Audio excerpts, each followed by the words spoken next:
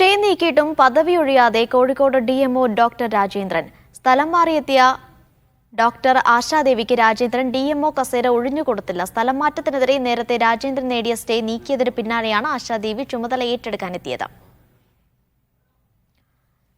കോഴിക്കോട് നിന്ന് ഷിത ജഗത്ത് വിവരങ്ങൾ നൽകും. ഷിത, എന്താണ് ഇത്തരത്തിൽ പദവി ഏറ്റെടുക്കുന്നതിൽ അനിശ്ചിതത്വത്തിലേക്ക് പോകാൻ കാരണം?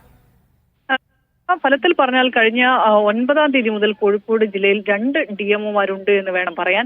9-നാണ് ഡിഎംഒയുമായി ബന്ധപ്പെട്ട് രാജേന്ദ്രനെ സ്ഥലം മാറ്റി DHS ഓഫീസിലേക്കാണ് സ്ഥലം മാറ്റുന്നത്.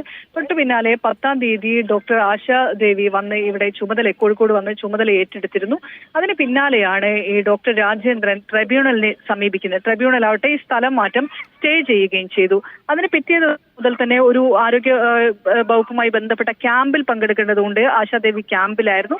തുടർന്ന് അവർ ക്യാമ്പ് കഴിഞ്ഞ് വീണ്ടും വന്നെങ്കിൽ പോലും അന്നും ഈ ഒരു സ്റ്റേയുടെ പേര് പറയുകയായിരുന്നു. അവർ പിന്നീട് അവധിയിൽ പ്രവേശിക്കുകയും ചെയ്തു.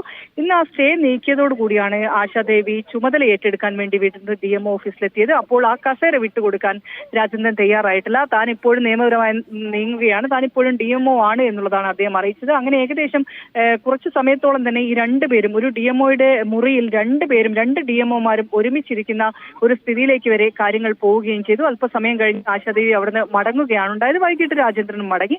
നാളെയും ഇതേ സമാനമായി ആരോഗ്യവകുപ്പ് ഇന്ന് തീരുമാനമെടുക്കുമെന്നാണ് നമുക്ക് അറിയാൻ കഴിയുന്നത്. ഇന്ന് തീരുമാനം ഉണ്ടായിട്ടില്ലെങ്കിൽ നാളെയും സമാനമായ അവസ്ഥ തന്നെയായിരിക്കും DMO ഓഫീസിൽ അരങ്ങേറുക. 2 DMOമാർ ഒരേ സമയം DMO ഓഫീസിൽ ഉണ്ടാകാനുള്ള ഒരു സാധ്യതയാണ് ഇതിൽ ഒരു തീരുമാനമെടുത്തിട്ടില്ലെങ്കിൽ ഉണ്ടാകാൻ പോകുന്നത്. അനീഷ.